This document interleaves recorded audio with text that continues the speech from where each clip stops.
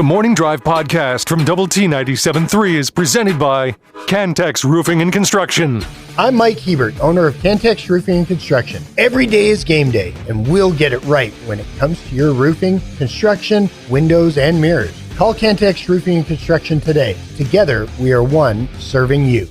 6:32 this morning here on the Morning Drive. I was really interested in your conversation yesterday with Choice Woodman. You guys were talking about Texas Tech football and drinking the Kool-Aid, and then you brought up, I did not realize that there was a History Channel feature on Jonestown and the suicide and the don't drink the Kool-Aid and all that kind of stuff. It's actually been relabeled not a mass suicide but a mass murder.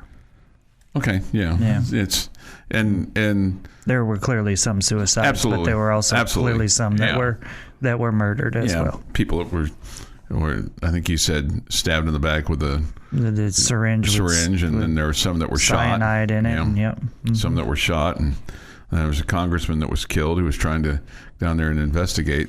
The other thing, and I think I've told you this before, but just to kind of tack onto that, Jim Jones's sons were not there. They were off playing basketball. They were part of a team that was playing basketball, and not there at the time, and so their lives were spared as a result of that. One of his sons, which was this would become his grandson, actually played for San Diego back in the day, and they were a team that beat Gonzaga to make it to an NCAA tournament berth.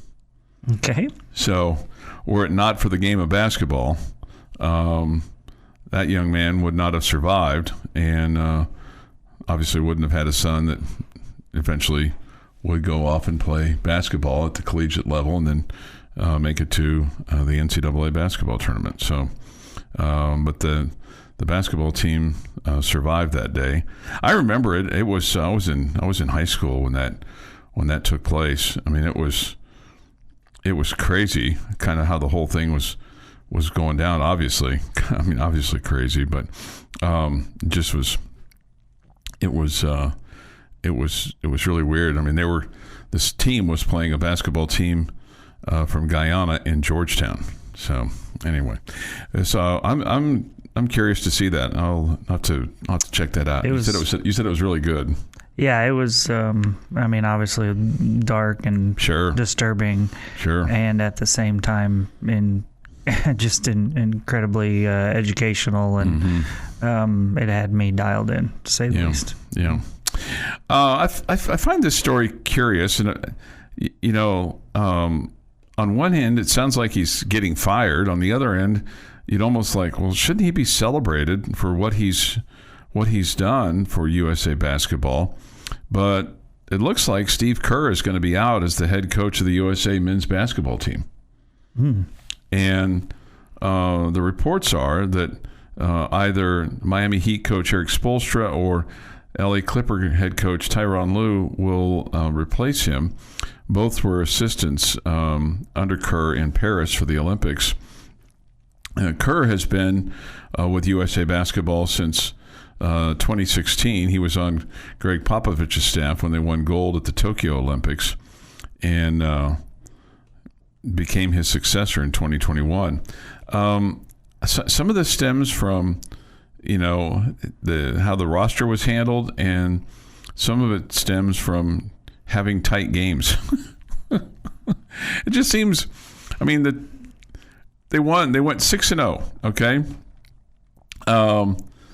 And he becomes among the coaches to win a gold medal as a coach and an NBA championship. Here's the few names that have done this: Greg Popovich, Rudy Tomjanovich, Lenny Wilkins, and Chuck Daly. I don't know. There's a part of me that was like, well, gosh, doesn't he at least deserve an opportunity to say, hey, I've done what I needed to do. I led this team. We won a gold medal. There's really nothing left for me to accomplish with USA basketball. It's time to turn it over to somebody else and let somebody else have a stab at it. but it sounds like they're pushing him out the door. Yeah, it does. It does. It just seems, and part of this is, I guess, how he used the roster and how he handled Tatum's mom not happy. I don't know. Mm-hmm. I don't know. I'd like to know the, and of course, I'm sure a lot of people would, the backstory as to why he didn't play him. I mean, obviously he had a reason. Some of it was matchups. Maybe some of it was just, hey, don't really like the way he practiced. I mean, he kind of did the Celtics a favor by not playing him a whole lot. Yeah, I guess, but I don't think. I just think there's more to that story with him not playing in certain games. It was against the same team where he said it was a bad matchup for him. So, I mean, I guess that does give him a little bit of a, you want to call it an out, whatever, or add to his story. But I don't know. It was a bit confusing to say the least. I just think it was a team that at times was motivated and other times was not. And it's hard too. When you're putting a team together that's only been together a few weeks, albeit superstars, and you're playing these national teams from other places that, they're the bulk of their team. I mean, there's some NBA stars that get injected into some of these teams, like the Serbia situation. But sure, those guys have been playing together for a long time too, even before they became NBA players. I don't know. It just struck me as odd that that you kind of throw him out. You win the gold medal and you'd win it good soon enough. After, kicking him to the curb. Yeah, didn't win it good enough. It's been mentioned already today, but how about the softball class? The transfer class being ranked number 1. Now we're ranking transfer classes, but we've been doing this before. I mean, this is not the first time. It's just the first time we've paid attention to softball's transfer class. Right. I mean, there's other sports that have transfer classes, but I guess when you get the reigning player of the year, along with 7 others, it helps you become the number 1 transfer class in the country. There's going to be a lot of expectations over there, right? Yeah, I think we saw a preseason ranking that had him at number 6. Yeah. So, man, should be pretty exciting for the softball team. They'll have a meet and greet at some point in time, get to know each other.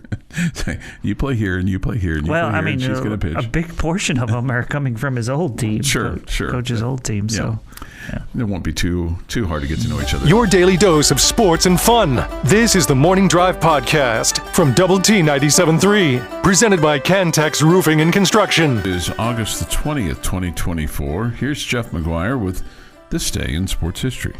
Going to start in 1912 with Washington Senators future Baseball Hall of Fame pitcher Walter Johnson winning his AL record 15th straight start, beating the Cleveland Naps 4-2 in the nightcap of Carl Hutchinson's no-hitter against the Naps in 6 innings in the game before. 1920, American Professional Football Association forms with Jim Thorpe as president.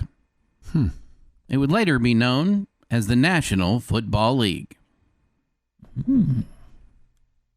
I love how you said it right like that. The National Football League. That was very good. 1938, New York Yankees future Baseball Hall of Fame first baseman Lou Gehrig hits his record 23rd and final Grand Slam in an 11-3 win over the Philadelphia A's at Schreiber Park. 1957, Chicago White Sox Bob Keegan no-hits the Washington Senators 6-0. 1980, New York Yankee Bob Watson hits the Seattle Kingdome speaker for the 2nd straight day. Wow. And Bob Watson was also the guy that scored the 1 millionth run in Major League Baseball. Although there's dispute about that. Of course there is. 1989, Major League New York Met infielder Howard Johnson joins Barry Bonds and Willie Mays in being members of the 30-30 Club. Oh, Joe.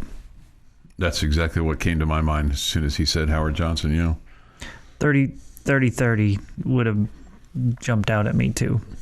Because I remember him, like, in our era being the first guy to do it. Yeah. 1991, Dolphins Dan Marino passes Joe Montana as the highest paid NFL player with a 5-year extension. Are you sitting down, boys? Are you sitting down? What is it, like $5 million? $25 million. Total. It's $5 million a year for, We're all okay, right? Yeah. Okay, just check. And in 2021, Christian Davis scored a goal with the defense, and the defense did not allow a single shot as Texas Tech opened its season with a 1-0 win over UTEP at the John Walker Soccer Complex. Happy Bacon Lovers Day. And chocolate. Which is pretty much everybody. Well, sure. And Chocolate Pecan Pie Day. Yeah, I'm going to let you guys have the chocolate pecan pie. You in on that? Chocolate pecan? I don't. Is it the one with pecans on it? I've never had it. I like pecans. I like chocolate pie. Happy birthday, former Red Raider soccer player and Olympian Janine Becky. Turns 30 today. Andrew Garfield, 41. Amy Adams, 50. Robert Plant, 76. Al Roker is in your neck of the woods at 70. Mitch Trubisky is 30, and Connie Chung is 78. Al Roker is just 70. Just 70. Okay. And on this day, 1975, Viking 1, an unmanned U.S. planetary probe, is launched from Cape Canaveral, Florida, on a mission to Mars. On June 19th, the spacecraft entered the orbit around Mars and devoted the next month to imaging Mars' surface with the purpose of finding an appropriate landing spot for its lander. On July 20th, the 7th anniversary of the Apollo 11 lunar landing, the Viking 1 lander separated from the orbiter and touched down on the No Way I'm Going to Get This Name Right region, becoming the first spacecraft to successfully land on the surface of Mars. The same day, the craft sent back the first close-up photographs of the rust-colored Martian surface. And that is this day in sports history. This day in sports history, 6:49 this morning. Speaking of money, this is it's going to be interesting to see how this plays out. John Ruiz, who is a Miami mega booster, spent millions on Hurricane athletes in recent years. Might be in some money problems of himself. So shocked. Yeah. His company, Life Wallet, is not doing very well. He claims that the medical claims company generated $7.7 million in revenue last year, but suffered a net loss of $211 million. I mean, he's a guy that has... math's not working out there. It's not, and he's a guy that's pushed for a new football stadium there at Miami. And then also, I mean, he funded their men's and women's basketball program, and also Nigel Pack, I should say. Remember him, the point guard from Kansas State? Yeah. Signed a 2-year deal there and all that good stuff. $800,000 plus a new car. And then Isaiah Wong, who was the ACC Player of the Year, threatened to leave unless he got more money. Mm-hmm. So I don't know. It's interesting to see. Be interesting to see how much of that money kind of sticks for 2024. And then some have asked the question of what kind of responsibility does the university have to investigate and, look at some of their boosters and go, do you have the means to be able to pay this? He's not the first booster to make a commitment to a university and then the university go and do something based on that commitment and not follow through on it. But, now you're dealing with people, not buildings. So yeah, no doubt. Yeah. So I mean, that's. So how does that affect your athletes that are promised something or sign a deal for something, and then, that leaves you, the university, of finding somebody else to replace that money pretty quick, because that they, came there with the thought that I'm going to be able to play and get paid this money. Yeah. So this I guess. Will some of this problem go away when There's revenue sharing. That's exactly where I was leading you to. Is like, okay, does this, as much as you don't necessarily want to do this, it allows the university to have better control over the finances of it. But is NIL going to go away after there's revenue sharing? Or are still players and athletes going to keep getting money on top of the revenue sharing? That would be my guess. Clearly, that's what Jeff's guessing too, with his head nodding over there. I think when you have the revenue sharing, you'll see less of the NIL stuff, but it may be more individualized, specifically, as opposed to trying to spread it out amongst the whole greater good of the whole team. It's probably, unless they legislate it away, which they may, but somebody's going to have to kind of seize the reins of the whether there's a football commissioner or a basketball commissioner, because it's not going to be the NCAA. The NCAA doesn't have any teeth. Yeah, I just don't think that your superstar quarterback that could be wanted by teams across the country is going to say, okay, well, I'll just stay here and play for the same amount of our third string left tackle because we're all getting the same amount and not be allowed to add on to that with NIL when if I went somewhere else, I could get more. Yeah. No, I don't think NIL is going away. I think you're just going to have both. Well, more money for the players. Well, the challenge though is the challenge for the universities is going to be you've got to come up with $20 million basically, and unless you cut people or sports or things, it's not like they're just going to be given an extra $20 million. So some of that $20 million is going to be made up of people that they're going to go and say to boosters, hey, donate your money here and we'll distribute. Mm-hmm. Now, boosters may go, hey, it's my money, I want to distribute. Kind of like what we saw here with the softball program. I'm going to be at the table when we hand that $1 million out. Mm-hmm. It's all part of this very confusing structure that we're operating under right now, and you hope that at some point in time they at least have some kind of boundaries and bylaws and ways to kind of get a handle on some kind of structure, but don't have that yet. This is the Morning Drive Podcast from Double T 97.3, presented by Cantex Roofing and Construction.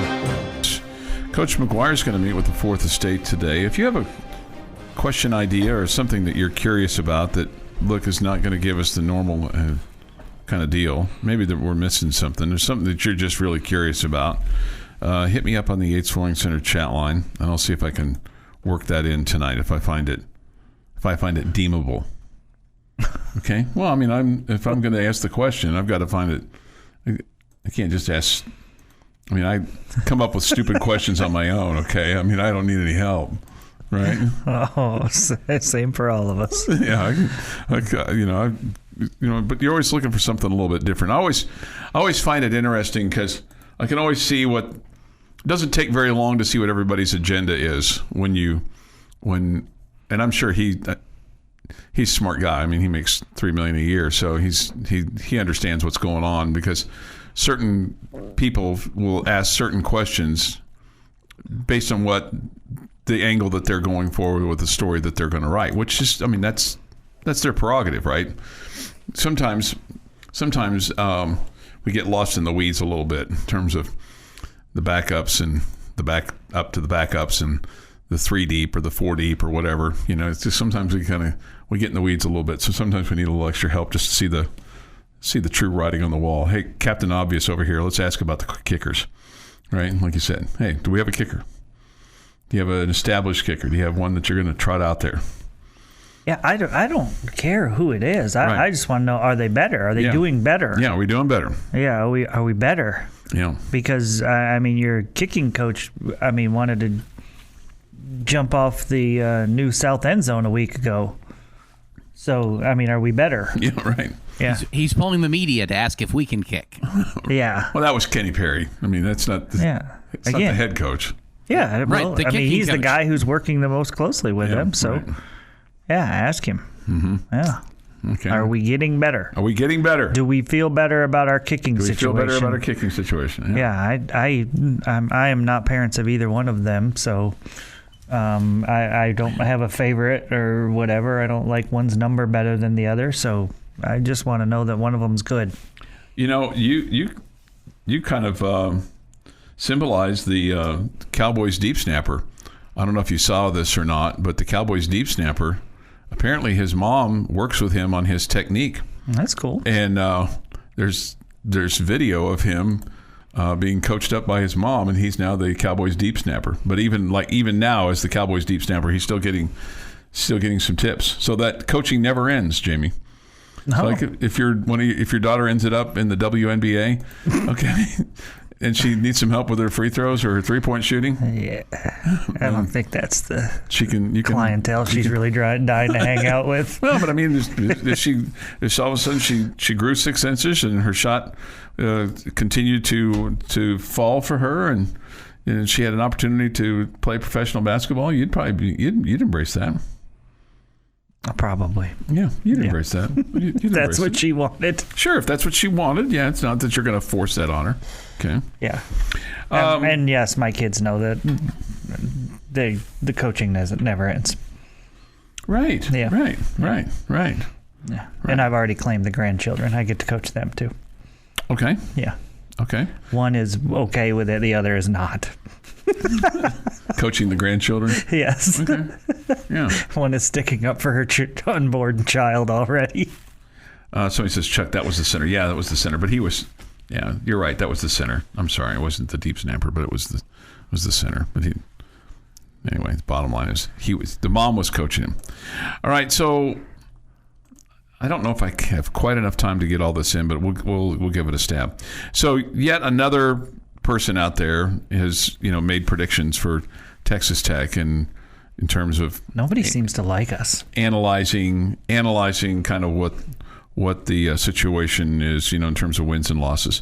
So this particular article was written by ReckhamRed.com. Okay, this particular writer, his name is Matthew Connor. I do not know Matthew, but he does a game by game prediction. So I'm not going to weigh you down with the analysis of the wins over ACU or Washington State, North Texas, and the win against Arizona State at home, and then the win against Cincinnati. Instead, I'm going to take you to the first loss of the season, which is at Arizona. I think he makes a good point here, in that Texas Tech will face Arizona, coming off of Arizona playing at Kansas State and at Utah in back-to-back weeks. That's good. In other words, they could be beat up. Yeah, a little bit. Yeah. Yeah. Or we might be like the letdown for them. Looking biased. Yeah. Yeah. Mm-hmm. He does point out that they lose 3 starting linemen, but on the defensive side, obviously they return their quarterback, and they're maybe the country's best receiver. But he compares that coach, Brent Brennan, to Matt Wells, in that he says he feels like a Matt Wells type of hire since he was 34-48 in 7 seasons at San Jose State. Mm-hmm.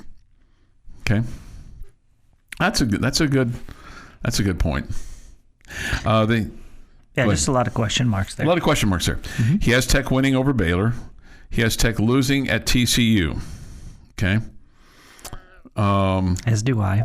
Yeah, and I didn't realize until listening to you yesterday that that's TCU's homecoming game. Mm-hmm. What's up with that? I don't know. They probably want a big crowd. Why do I just have this feeling that TCU just kind of, Sonny Dykes just kind of ran into a lucky duck kind of situation there with his first year. Yeah, the players were there and they had to be coached, but to sustain it over time just doesn't seem like something that they're going to be able to do. I think unless you are the most talented team, one of the most talented teams in the country, a.k.a. Ohio State, Georgia, Alabama, you need a good amount of luck to make it to a national championship game. There has to be plenty of talented players and skill there as well. But, I mean, you don't play against that many backup quarterbacks like TCU did that year and not say we got lucky in some regards, right? We had some help. We had some luck that turned our way along the way. So I definitely think there was some of that. I don't want to act like he didn't do anything. He didn't coach him up, or that the players didn't do anything, but I definitely think there was luck involved. If that game were in Lubbock, would you feel decidedly different? Yes. So really, it's not the talent on the field, it's the fact that you're playing away from home. Correct. Okay. Correct. And I don't think that's some house of horrors there for the Red Raiders, or some hostile crowd or anything like that. So if they go and win at Washington, let's just say they win at Washington State, and let's just say they win at Arizona, will you change your prediction for TCU? Probably. Yeah. Yeah, the Arizona one is the bigger one, right? Yeah. Mm-hmm. But let's just say you win at Washington State, but you lose close at Arizona. Yeah, maybe. You're going to feel a little bit better. Maybe. What's TCU done? Yeah. Yeah. Have they crushed everybody by 2 touchdowns or more, or are they, 500 at that point? Mm-hmm. Then he has Tech losing at Iowa State. Tech has won one time there in the last 4 games that they've played there. They have a, quote, rising star in their quarterback. The big problem might be stopping their running back for Iowa State. And then the fact that they've got to always have a strong defense. Mm-hmm. So he has them losing that game. Has them beating Colorado. He has them losing at Oklahoma State and winning over West Virginia. So what's his record? So that'd be 4 losses. 8-4. Yeah. It sounds like he's pretty close to where I am. Yeah. The Morning Drive podcast from Double T 97.3 is presented by Cantex Roofing and Construction. Jamie's question of the day on Double T 97.3 is brought to you by Connecticut of West Texas. All right, guys, you've got some money that you're ready to bet. Oh. And you are betting on 2 players, 1 offensive and 1 defense, returners for the Red Raiders. Mm-hmm. What players do you bet? Are you 100% certain are going to be a much bigger factor in 2024 than they were in 2023? 1 on offense, 1 on defense.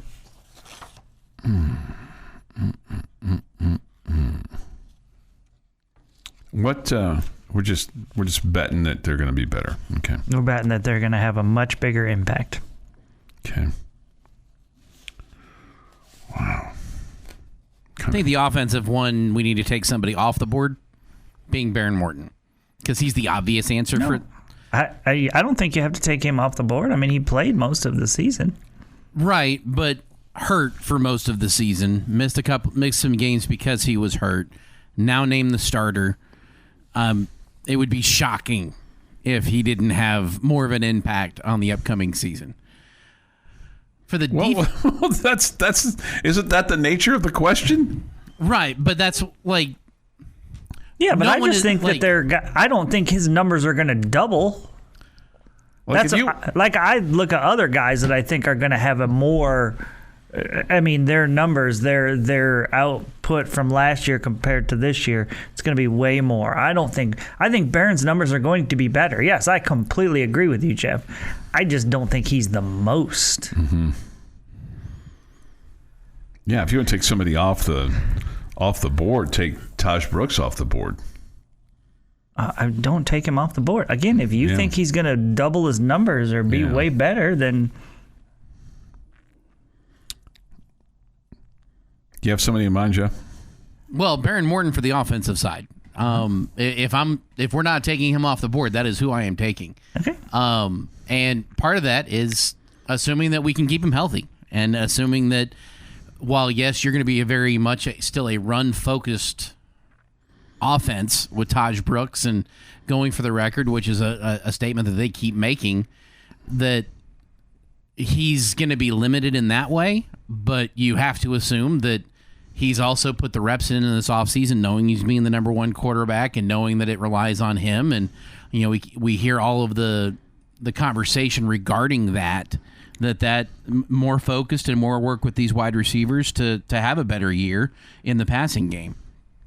So I will take Baron Morton on the offensive side. For the defensive side, Man, I feel like it's an open list of guys that it could be for your returners, from your defensive line to your linebackers. Like, there's lots of opportunities for those guys. I don't know that I can narrow it down to one.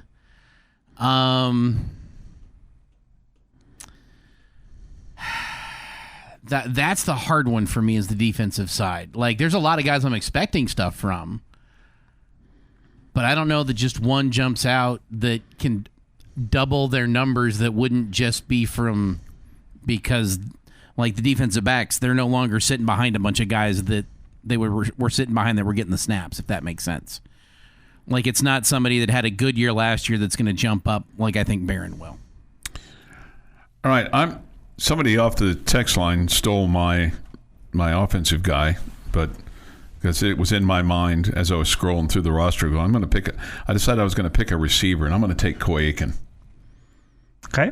And that speaks back to, okay, well, if Coy Aiken has a big year, then Barron Morton's going to have a big year. Okay, so I'm going to take Coy Aiken. And then I think he's going to make a resounding comeback, and that's Isaac Smith at that outside linebacker spot. I think they really missed him. He's 6'6", he's 260 pounds. I think when he was playing, he was making an impact. But he missed all of last year, but he was a guy that played as a redshirt freshman. Yeah, and Isaac was my answer as well. It's somewhat cheating because he didn't play last year. Yeah. Okay, it's somewhat cheating. He played 2 years ago, but missed all of last season. And I think that's a guy that, he really showed out in the bowl game. I just felt like was oozing with talent and was going to make an impact last year and then got hurt. So for me, the defensive side of the ball, again, I feel like it's kind of cheating because he didn't play last year. But, I think he's the guy. He seems like he's ready to kind of take that next step. For me on the offensive side, I go back to Cameron Valdez putting his name in the portal and then deciding to come back, and it makes me feel like they felt like they had a role for him to convince him to come back. And so I think Valdez, who had just 288 yards rushing last year, they used him a little bit in the passing game, had 3 catches. I just think he'll get a lot more touches this year and be compared to what he did a season ago. I think he'll do a lot more. Okay. Yeah. And it's but I keep hearing positive reports about other young running backs too. So he's definitely going to be pushed for his opportunities. Well, and here's the thing. I mean, if you're able to use the freshman, and you're obviously Taj, and you got him, and what you've got with your number 2 quarterback and Cam Brown, his ability to run. I mean, potentially you could keep fresh legs back there if everybody can stay healthy. I mean, obviously they're used differently, but the chance for you having fresh legs is going to be pretty high. Someone else also said Braylon Lux, and he had also kind of popped into my mind. I just don't know how you, aside from, I guess, pass breakups and interceptions, it's hard to judge defensive backs. Yeah, well, other than them getting burned for a touchdown. Yeah, or maybe at the end of the year we're talking about him being second team all conference or whatever, and you would say, he made a much bigger impact than he did a year ago. But I mean, just to the,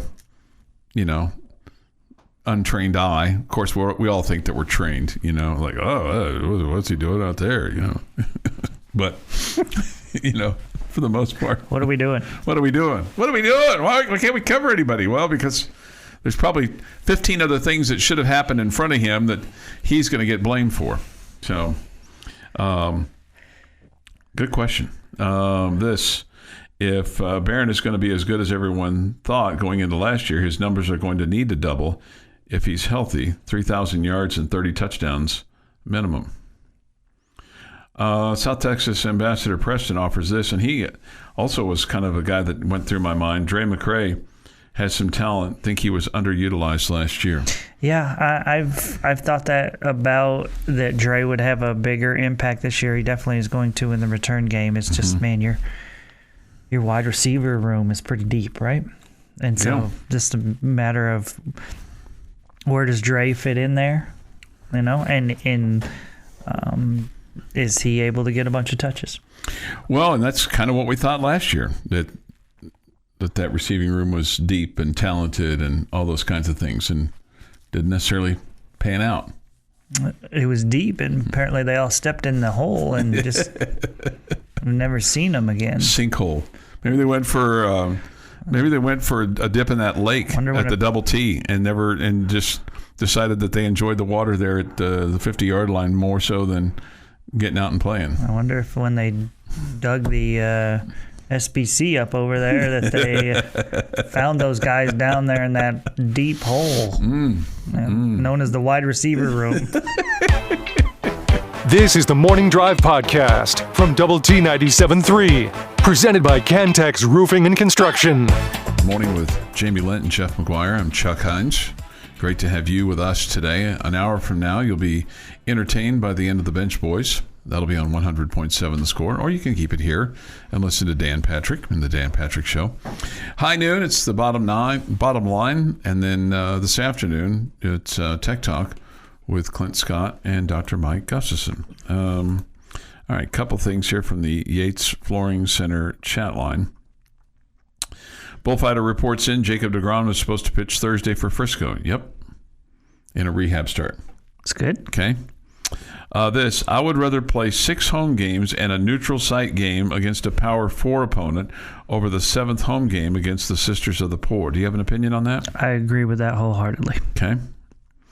I mean, just from an economic standpoint. No, I get what they're doing. Yeah, I get it. Yeah. But for entertainment purposes, and for, maybe challenging your team and getting them ready for Big 12 play a little bit more. Mm-hmm. Yeah, I would be in favor of that. Okay. I think the 1 year that over the next few that you're not going to have 7 is a year that that press release said that you would play a Power 4 on the road. On the road? Okay. Yeah. Okay. Somebody says this, D-Rock, I would imagine the majority of Chuck's questions are off-the-beat questions, LOL. No, not necessarily. I mean, I have my share. Usually it's just to try to get something a little bit different. Sometimes I overthink it. Like, there have been times I've just overthought it. And there's times they've been really funny. Like when you ask Coach Kingsbury if there was a strategy. Right, if there's a strategy. Yeah. It made him think. Think what? Well, I mean, I would like to. I wish I knew what that full question was. I've forgotten it since then. But there was.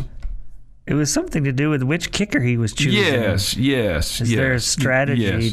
Yes, which kicker to use, because one was a pooch kicker and the other one was a kick the damn ball in the end zone kicker. Which is what I prefer, as opposed to the pooch kicks. Pooch kicks just never work out. What time is the Coach Joey McGuire press conference? 6:30 tonight. That's what they say. Y'all were making reference to Donnie Hart the other day. Didn't he wear some sort of padded helmet?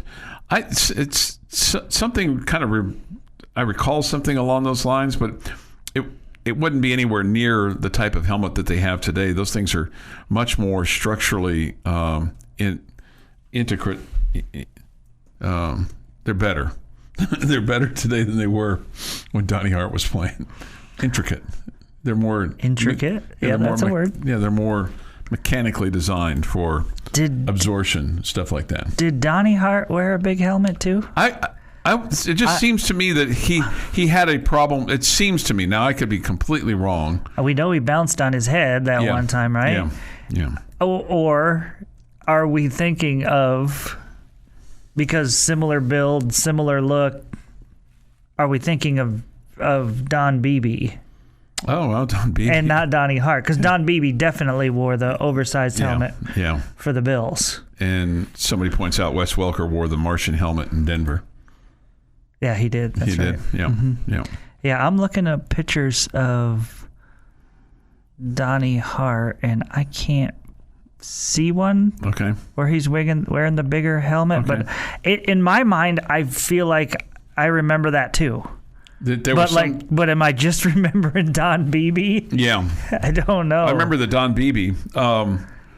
But it just I feel like seems Don Beebe was the first in the NFL. If anything, they put padding inside Donnie Hart's helmet as opposed to it being a bigger helmet, because I just don't think those helmets were designed like that in those days. Yeah. Well, if you click on Donnie Hart, Texas Tech, and then you hit images, and you scroll down a ways, there's a picture of David Collier. Is that right? Why is that? I have no clue. I didn't realize this. Donnie Hart was going to school when you were going to school at Texas Tech. Yes. Yeah. Yes. Did you have any classes with him? No, I did not. Okay. Not that I know of. I heard him on Thetford and Ashby Saturday. He was talking about the friendship coach, Bobby Davis, whom he played for in high school. And he was saying how I think either he's getting ready to be 50 or he's just turned 50. I'm like, oh, hey, it's Jamie Lent's age. You guys could have been drinking buddies or something like that. Why could we have not played racquetball? You could play racquetball together. That's probably better. Study buddies. Study buddies. Yeah. Just all you do at college, right? That's all you do. It's just drink. That's all you do. All you do in West Virginia, right? That's all you do. Drink moonshine. They right? drink That's moonshine. all you do. Yeah, they drink moonshine you do. in West Virginia. That's all you do there. And there's no. I mean, they sell it. They have it on the menu. So I mean, it's a little bit different than your regular old pizza parlor. When you walk up and you see on the menu there moonshine. Oh. Moonshine. Somebody else points this out. Rehab starts for the Rangers this weekend. In addition to Jacob deGrom, Kumar Rocker and Max Scherzer. I don't know if maybe they've announced a rehab start for Scherzer. The speculation over the weekend was that he would just pitch maybe tomorrow and just pitch 3 innings or something along those lines. But see, the point is, he said that's a great 3 at one point in time. Yeah, maybe it can be again, especially with Kumar Rocker. Maybe, man, if they could get him going, that'd be huge, wouldn't it? Man, he was at one point, just everybody was oohing and ahhing. I mean, that guy, when he was in Vandy, he was like, this is the next great thing. And you just hope for him that he's able to stay healthy long enough to see that happen. You hope for the Rangers as well. Yeah. And there's part of me that feels like you've gotten everything you're going to get out of Max Scherzer. You might get a little bit out, but there's still, I feel like they must feel like, I mean, because they're paying him an awful lot, that Jacob deGrom's got to have at least half a tank left. It feels like Scherzer, it feels like his inability to stay healthy is his worst ability right now. I'm surprised that Jack Leiter hasn't been a I don't know. You just don't. I know he came up and pitched a little bit, but it just don't feel like he's thought of that highly in the organization anymore. Maybe they're just waiting. I mean, he's 24 now, so I mean, you would think that within the next couple of years, he's either making an impact or he's moving on. Yeah, or they're moving on from him. Yeah. That's surprising. I mean, when they had Leiter and Rocker, how awesome and dominant that pitching rotation was for Vanderbilt. It felt like both of them were can't-miss prospects. And I'm not saying both of them can't still be, but I would have expected them to make a bigger impact at this point than they have at this point. This has been the Morning Drive Podcast, presented by Cantex Roofing and Construction. Check out our library of Double T 97.3 podcasts at doublet97.3.com.